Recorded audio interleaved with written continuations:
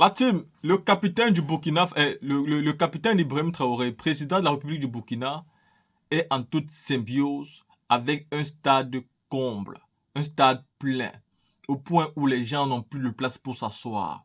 Le stade est immensément plein. Je vais vous montrer deux vidéos. Cette première vidéo, où le capitaine a fait une démonstration de force. Parce que pour ceux qui aiment à dire, ce sont des pushistes, ce sont des coups d'étaïstes, ce sont des gens qui ne sont pas légaux. Ils n'ont aucune légitimité. Ils sont venus au pouvoir par les coups d'État. Ils doivent organiser les élections. Ce qu'ils ont eu là-bas est différent de ce qui se passe au Sénégal. Bon, pour vous, c'est quoi la légitimité? C'est quoi pour vous la légitimité? Est-ce que la légitimité peut être loin de cette vidéo que je vais vous présenter tout de suite, où tout un peuple sort, remplit le stade à craquer, hurle, crie, chante votre nom, où des mamans sortent, des grands-mamans sortent, ou même des petits-enfants sortent, juste à écouter votre nom. Vous devenez l'espoir de toute une nation, de tout un peuple, de tout un continent entier. Parce que nous savons que si nous tous nous étions au Burkina, nous serons partis au stade pour profiter de ce moment avec le président Ibrahim Traoré, l'espoir de notre génération, l'espoir de la jeunesse burkinabé et de la jeunesse africaine aujourd'hui. Celui-là qui nous rend fiers aujourd'hui d'être africains, celui-là qui prend position, celui-là qui ne mâche pas les mots, qui dit ce qu'il a à dire, qui ne fait pas la politique politicienne, qui est tout simplement là pour travailler pour l'épanouissement de son peuple. La team à côté de ça, le président Ibrahim Traoré, lors de son dernier interview, a expliqué à quel niveau d'équipement le Burkina se trouvait aujourd'hui. C'est-à-dire pour dire à tous ceux qui peuvent rêver, attaquer ce pays militairement, soyez prêts. Le président dit que le Burkina n'est pas encore à 15% de son équipement. Ça veut dire que le rêve qui est dans la tête de ce monsieur n'est pas pareil que le rêve qui est dans la tête de ces vieux présidents. Hein. Le monsieur, il pense à la bombe nucléaire. Le monsieur, il pense aux armes que les grandes puissances ont. Il pense à ce que vous ne pouvez même pas imaginer. Parce qu'il n'est plus dans la logique où ce que ceux-là peuvent avoir, nous, on ne peut pas avoir ça. Il veut se défendre contre les terroristes, mais pas que. Il veut impacter les générations. Il veut que le Burkina se fasse respecter. Et en tant que militaire, là, comme que pour se faire respecter, tu dois être lourdement armé. On peut nous parler de la Corée du Nord aujourd'hui. Qui peut se permettre d'aller attaquer ce pays-là? Qui peut se permettre? Même les États-Unis ne peuvent pas oser. Vous pouvez gagner, mais vous allez tous perdre, donc personne ne peut gagner. C'est ce que ça veut dire. Vous pouvez gagner, ça c'est selon vous. Mais eux aussi ne peuvent pas perdre, donc tout le monde va perdre. Parce qu'ils ont les armes pour aussi détruire votre pays autant que vous les avez. Et le président Ibrahim Traoré a compris que c'est ce qu'il faut. Voilà pourquoi il dit que le Burkina n'a pas atteint 15% de ce qu'elle cherche en termes d'armement. Et qu'au moment venu, vous-même, vous aurez les résultats en face. La team, regardez ces deux vidéos que je vous présente.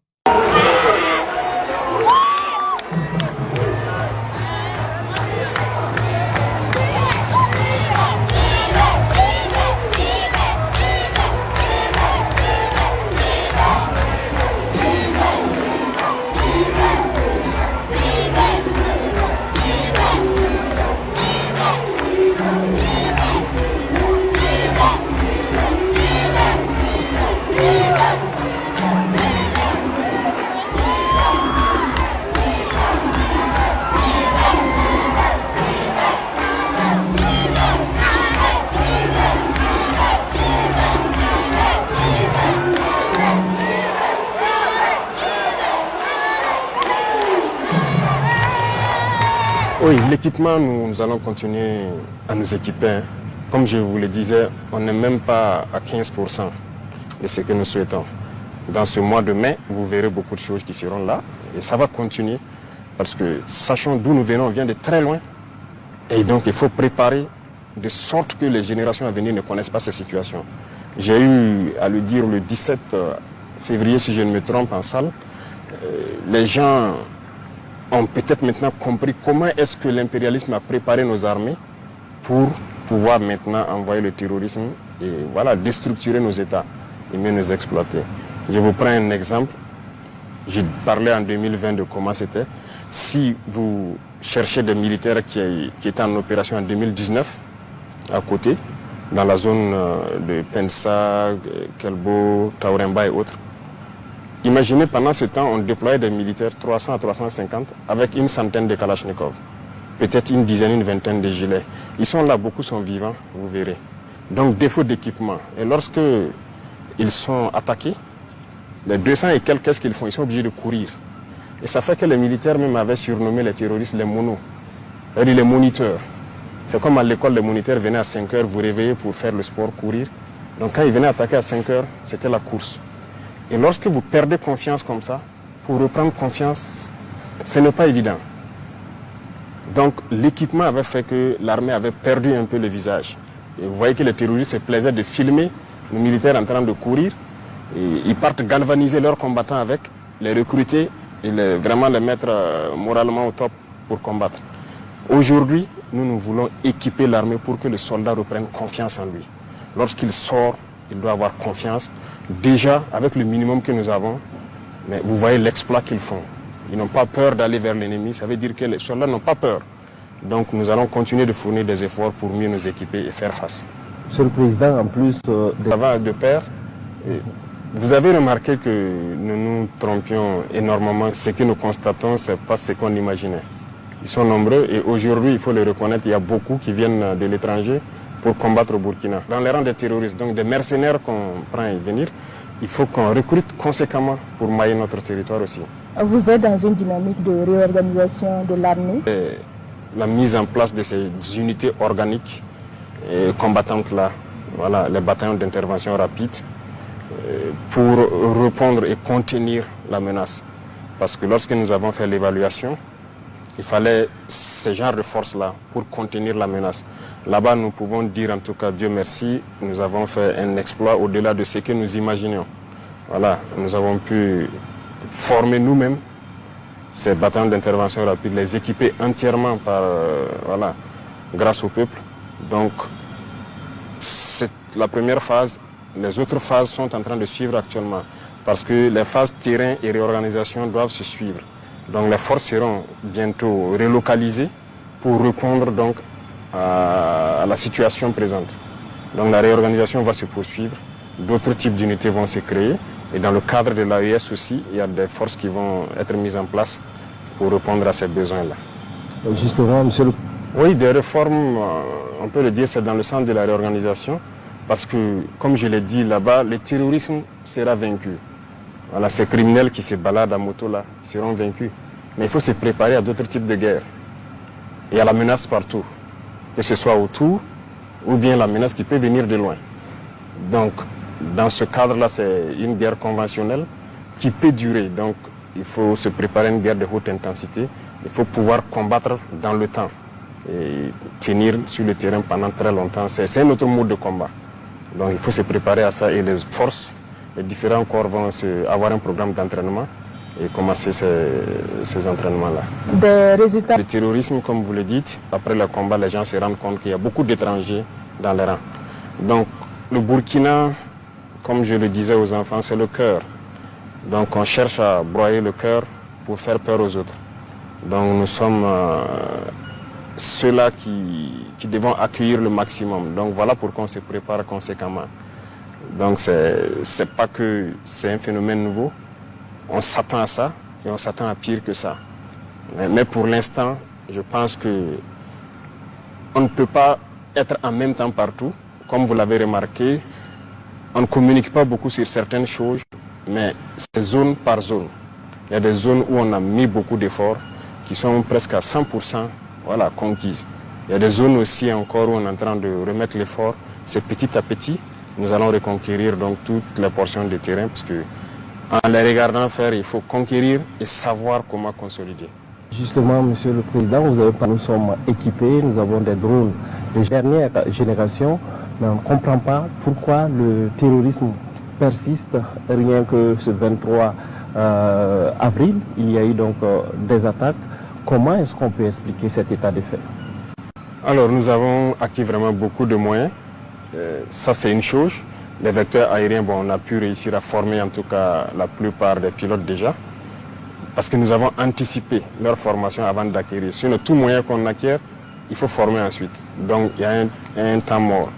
Mais actuellement, avec les vecteurs aériens, nous avons donc cette chance d'avoir déjà des pilotes. Ils sont en activité.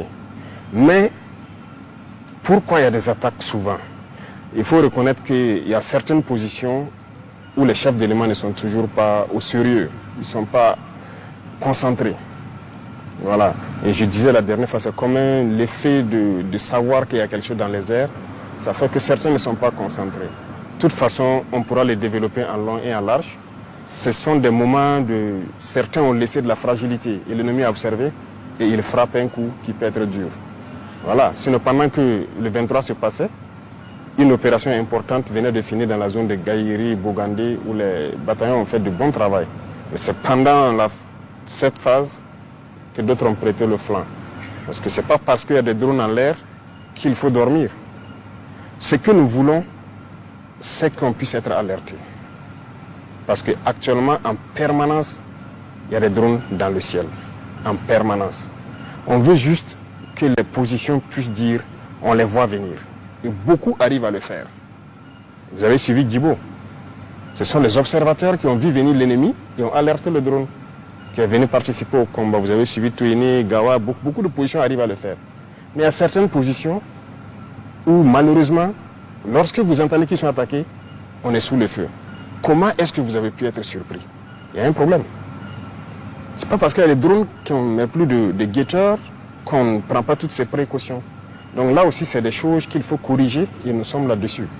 Voilà, c'est des choses qui entachent la lutte, mais qu'il faille corriger. Il ne faut pas que les gens baissent la garde, croire que c'est fini. Il faut rester concentré. Voilà. Beaucoup.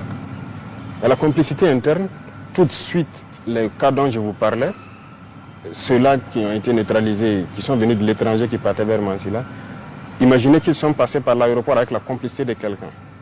Parce qu'ils ont fourni tous les renseignements. Et les enquêtes ont démarré rien qu'hier. On va retrouver ces individus-là. Ils sont passés par la complicité des gens.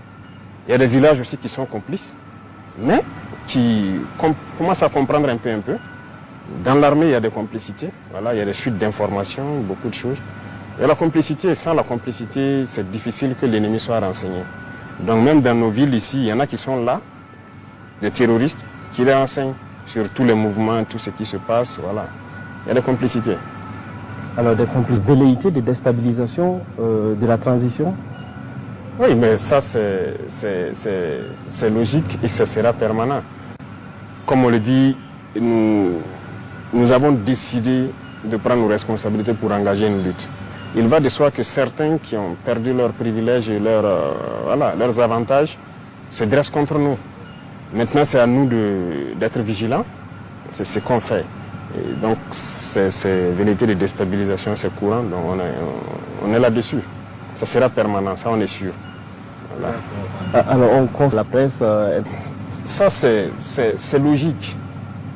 Ces presses internationales se battent pour leur pays. C'est normal. Ceux-là qu'on a fermés ici, tout ce qu'ils divulguent comme information, c'est pour les intérêts de leur pays. Mais ce qui nous écœure, c'est souvent même les presses locales qui relaient ça. C'est ça qui est dangereux. Est-ce que ça veut dire qu'ils n'ont pas l'intelligence de comprendre que ceux-là sont en train de... Tout ce qu'ils publient, c'est pour l'intérêt de leur pays et qu'ici aussi on se met à le faire, c'est pas bien. Les FDS sont en train de monter en puissance. Il y a beaucoup de victoires. Aujourd'hui, on ne s'assoit pas qu'on vienne nous attaquer. On est à l'offensive, beaucoup de choses. L'armement qu'on est en train d'acquérir et tous ces équipements, ça ne les plaît pas. Parce que nous allons réussir à vaincre le terrorisme. Pourtant, ils ont créé ça pour que nos États ne puissent pas être des États et continuer à nous exploiter. C'est nos ressources. C'est ça le problème. Mais si vous avez une armée, ils ne peuvent pas se permettre certaines choses. Donc c'est normal que leur presse diabolise, qu'ils inventent du mensonge, ils racontent tout ce qu'ils veulent, avec des complicités internes, malheureusement. Voilà, il y a des individus ici pour 2000, 3000 euros, ils sont prêts à écrire du n'importe quoi, envoyer là-bas. Voilà, et puis ils vendent leur patrie. Mais ce sont ces gens aussi qu'on combat, parce que ce sont des ennemis de la nation. Et c'est dangereux. Il ne faut pas aussi que nos presses se prêtent à certains jeux. Lorsqu'ils publient des choses là-bas, nous ici on prend. Quelle est la valeur ajoutée? Quelle est votre partition dans cette lutte-là? Et ils se battent pour les intérêts de leur pays là-bas. Pourquoi vous aussi vous allez les suivre? même s'ils vous financent ou je ne sais pas quoi. C'est pas logique. Alors, parlant donc, Chaque semaine, le ministère de l'Action humanitaire donc, publie des chiffres. Donc, il nous envoie ça à travers le CONASUR. Il nous envoie ça en rapport aussi. Et on peut aussi constater que certains organismes voilà, qui refusaient de voir la chose, que ça évoluait, ont commencé à reconnaître effectivement que voilà, il y a du travail qui est fait.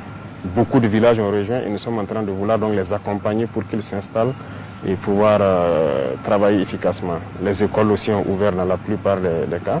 Beaucoup de routes qui n'étaient pas empruntables le sont aujourd'hui. Donc quand même il y a une avancée significative, mais c'est des choses sur lesquelles, bon, personnellement, nous ne souhaitons pas communiquer d'abord parce que tout le pays n'est pas en sécurité. Et lorsque vous dites qu'ici c'est stabilisé, d'autres là-bas vont dire mais pourquoi vous ne venez pas chez nous faire le même travail? Pourtant, bon, c'est par étapes en fonction de la complexité des terrains qu'on va s'engager. Comment consolider? Je dirais que ça c'est un peu secret. Je ne pourrais pas vous dire exactement ce qui est en train d'être fait, mais il y a beaucoup de choses qui sont en train d'être faites sur le terrain. Et dans la même lancée aussi, nous avons exhorté les populations à participer activement à la défense. Parce que vous voyez, je disais que des gens partent en Chine souvent regarder la muraille de Chine, mais ça a été construit dans la guerre. Pourquoi ici, on ne peut pas faire des obstacles pour empêcher l'ennemi de pénétrer dans nos villes, dans nos villages? Donc avec les chefs de circonscription administrative, partout où je passe, je leur dis donc de mettre les populations au travail avec l'appui de FDS pour définir des périmètres où l'ennemi ne doit pas franchir. C'est à eux de créer les types d'obstacles qu'il faut, d'organiser le terrain et d'être aux aguets.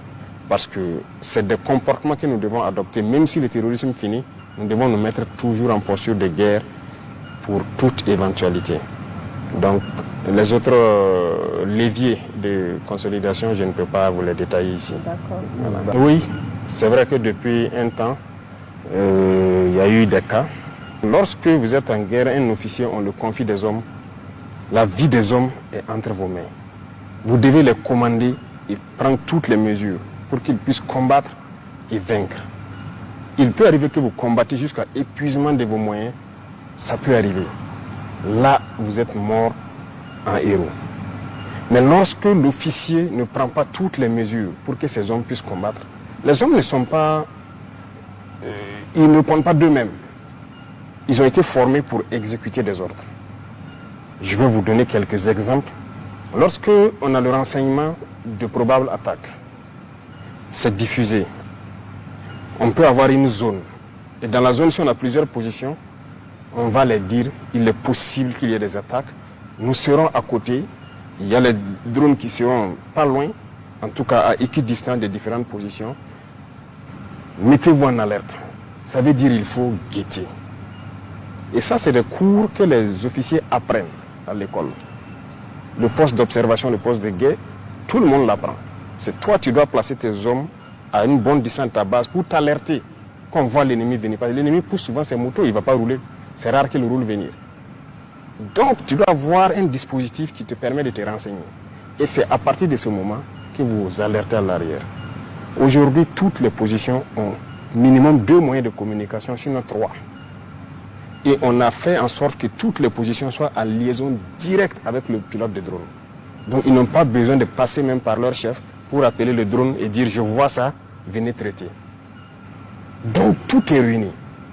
Et autour, on a fait quand même une organisation du terrain pour permettre aux gens de combattre. On veut juste l'alerte. Ok, les guetteurs ont signalé ça. Et les avions vont intervenir. Et lorsque le renseignement est diffusé, et qu'on prend souvent le soin d'envoyer des missions, aller voir des dispositifs, vous dire d'aménager ça, de faire ci, d'organiser le terrain, vous ne faites rien. Un officier, vous ne dites pas aux hommes, il y a ce cours-là que tout le monde fait, l'OTC, organisation du terrain, camouflage. On vous alerte qu'il y a une attaque probable dans la zone, vous ne faites rien. Et subitement on apprend, on est sous le feu. Comment vous pouvez comprendre? Et regardez, depuis un bout de temps, c'est la journée. Djibo a été attaqué en pleine journée. Heureusement, ils ont vu venir. On a pu intervenir à temps. Regardez Solé. C'est la journée. On n'a pas été alerté. Pendant que le drone était à côté. Tankwalou, en pleine journée. pas d'alerte, c'est le drone qui a vu lui-même. Taouri, en pleine journée. L'autre jour, le 23 dernier, Sanga, pleine journée. Il y a des choses qui font mal. Donc quand les pilotes apprennent qu'ils sont à côté, 15-20 km, et on ne les alerte pas. Peut-être qu'ils sont en train de chercher ailleurs, parce qu'ils ont beaucoup de positions en même temps, et vous vous faites surprendre en pleine journée. Comment est-ce qu'on peut expliquer ça? C'est une faute grave. Vous avez sacrifié vos hommes. Un officier, il ne dort pas. Il se repose. Mais vous n'avez pas le droit de dormir. Et tout ce que vous commandez aux hommes de faire, ils vont le faire. Si l'homme n'exécute pas, vous les punissez. Jusqu'à la radiation aussi. Donc il y a des responsabilités et c'est lourd. Et les gens doivent se réveiller.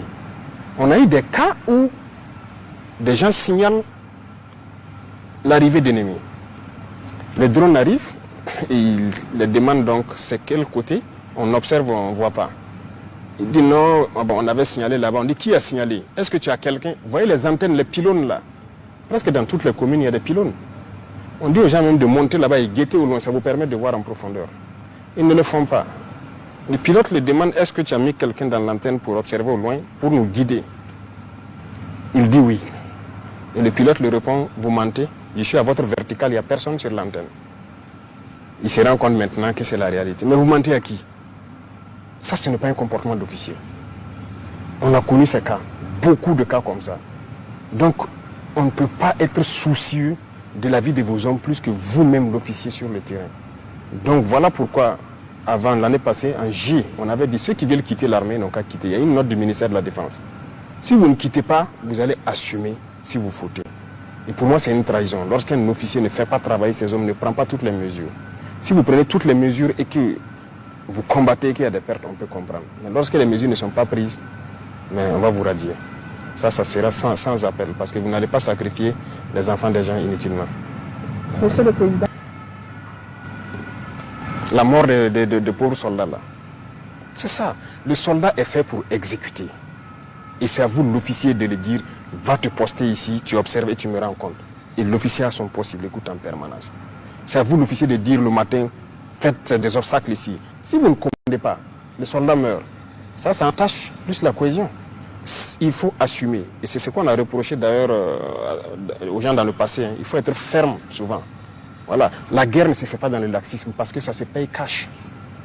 Ça se paye cash. Moi, j'ai été sur le terrain. Les hommes qui ont été sur le terrain me connaissent. On peut me trouver dur là-bas, mais on s'entend très bien. On va combattre, mais on va revenir vivant. Il n'y a pas de cohésion dans cette hypocrisie. Non, non, non. On préfère que les hommes puissent combattre, venir raconter leur bataille.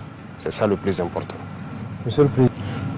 Merci, il y a eu beaucoup d'actions concrètes. Et c'est très réjouissant ce qui se passe sur le terrain. C'est devenu les mêmes armées. Il y a beaucoup d'actions qu'on ne peut même pas finir de citer. Les armées sœurs du Niger se retrouvent à exécuter des missions de l'armée malienne ou de l'armée burkinabé. L'armée burkinabé exécute des missions de l'armée malienne et de l'armée nigérienne. L'armée malienne aussi exécute des missions qu'on leur confie. Ça n'était pas donné. Voilà. Deuxième chose, la coopération sur le terrain. Les forces sont mélangées et combattent ensemble très souvent. Et donc nous réussissons ça, surtout donc, dans la bande frontalière avec le Niger. Nos forces combattent côte à côte actuellement. Dans le domaine donc, des appuis aériens, c'est fréquent. Voilà. Lorsque nous avons beaucoup d'opérations et qu'on est submergé, on peut faire appel aux vecteurs nigériens, aux vecteurs maliens qui viennent nous appuyer. Lorsqu'ils ont besoin de nous, on part les appuyer. Et en termes de frontières, il n'y a pas de frontières actuellement. Donc les vecteurs burkinabés rentrent où ils veulent. S'ils sont en fin d'autonomie ou quelque chose, ils peuvent passer la main aux vecteurs maliens ou nigériens. Pareillement, ils rentrent aussi sur notre sol, ils font la recherche. Voilà. Et vraiment, ça se passe très bien. Il y a beaucoup de choses qui se passent actuellement entre nos trois armées. Et l'objectif, c'est de créer dans un futur proche, voilà, une brigade expéditionnaire pour le compte de l'AES qui pourra faire donc des manœuvres en toute autonomie partout dans l'espace AES. On l'a annoncé, mais maintenant le travail se fait en bas pour faire germer la force. Voilà, à chaque étape, on ne va pas forcément sortir, dire que nous sommes à tel effectif, mais chacun a reçu ses instructions et est en train de travailler à mettre en place ce qu'il doit mettre en place. Donc vous le saurez au moment venu. Et justement, est-ce que le pays Toujours dit, on n'a pas les moyens, il faut aller chercher les moyens ailleurs. Regardez aujourd'hui ce que nous avons au Burkina. Quelqu'un nous a prêté 1 franc, quelqu'un nous a donné quelque chose, mais nous avons combien de bataillons équipés? En 2022, à côté, on avait combien de bataillons équipés? On avait un bataillon opérationnel, parce qu'il y avait au moins 4 ou 5 compagnies opérationnelles qui étaient équipées, qui peuvent sortir de façon autonome. C'est une réalité. En plus de ça, c'était les forces spéciales, l'hygiène peut-être. C'est eux qui avaient les moyens d'être projetés en même temps. Le reste, ils n'ont pas les moyens. On s'assoit et voilà, lorsqu'il y a opération, il faut rassembler à les donner. Parce que c'est dur d'équiper, c'est compliqué. Ce n'est pas vrai. Si on gère bien, il y a la possibilité d'équiper. C'est ça aussi que nous avons reproché, c'est tout ça qui nous a révoltés. Mais on nous avait nous aussi mis des choses en tête, que c'est difficile d'acquérir l'armement, c'est cher, c'est si. On a pris notre courage à 2 mains, on s'est mis face à la réalité. On nous a mis des bâtons dans les roues pour ne pas nous permettre de nous équiper. Vous êtes au courant, je l'ai dit plusieurs fois. Mais aujourd'hui, nous avons plus d'une vingtaine de bataillons équipés qu'on peut projeter d'une minute à l'autre. Ça veut dire lorsqu'on dit aux 20 bataillons de démarrer pour telle direction, ils n'ont pas besoin que quelqu'un vienne leur donner quelque chose, ils démarrent. Donc cette force, on peut l'équiper. Regardez les armées maliennes, regardez les armées nigériennes. La dernière fois, vous voyez l'équipement du Niger qui passait par là pour rentrer au Niger. Donc nous pouvons nous équiper. On n'a pas besoin d'un appui. C'est long à faire. Donc je viens de vous expliquer d'où est-ce que nous venions. Je ne dirais pas de zéro, mais en tout cas, il n'y avait pas quelque chose de substantiel pour faire la guerre. Aujourd'hui, nous pouvons contenir la menace. Ça, c'est une chose. L'armée a retrouvé plus ou moins sa capacité de combattre. Aucun soldat ne va aller aujourd'hui sur le front sans armes, ne va aller sans moyens de protection, ses gilets, casques et trucs, les munitions et autres, tous ces VDP. Le maillage a changé. Et ça fait qu'on a occupé plus le terrain. Il y a beaucoup de zones où on n'avait pas de présence de force, où il y a aujourd'hui de la présence. Et ça fait que, bon, dès qu'il y a de la présence, les populations aussi rejoignent. Donc ça, c'est une avancée majeure. Et maintenant, la réorganisation de l'armée pour l'adapter aux réalités actuelles, ça aussi, c'est une avancée majeure. C'est tout ça qui permet d'avoir des résultats sur le terrain. Mais on n'a pas peut-être le temps de détailler point par point, au risque de revenir sur des choses qu'on avait déjà dites. Donc, il y a beaucoup quand même de choses qui sont faites. Après-guerre, dès qu'on est en guerre, c'est pour préparer l'après-guerre aussi. L'armée doit participer, pour nous, l'armée doit participer activement à la vie de la nation. Rien qu'aujourd'hui, en Conseil, nous avons parlé d'un certain nombre de sujets où l'armée doit intervenir dans plusieurs domaines. Alors, il faut que l'armée puisse occuper un rang de sorte que la crise que nous avons connue ne puisse pas revenir à l'avenir. Et on ne peut pas avoir ces prédispositions-là sans donner une place à l'armée. Donc, en termes de maillage, de présence dans certaines structures stratégiques, l'armée sera importante. C'est-à-dire notamment là où il y a beaucoup de personnel d'une certaine qualité pour rien que le renseignement. Dans la vie active du pays, notamment l'agriculture, parer le terrain aussi. Actuellement, dans beaucoup de casernes, ciblé un certain nombre de casernes, ils ont fait des forages à gros débit. Et ça a déjà commencé avec l'initiative présidentielle. Donc il y a plusieurs casernes. Et à l'élevage aussi, à beaucoup de choses, c'est-à-dire l'agriculture. L'armée va participer à la production et aura un rôle prépondérant, en tout cas à l'avenir dans la vie de la nation.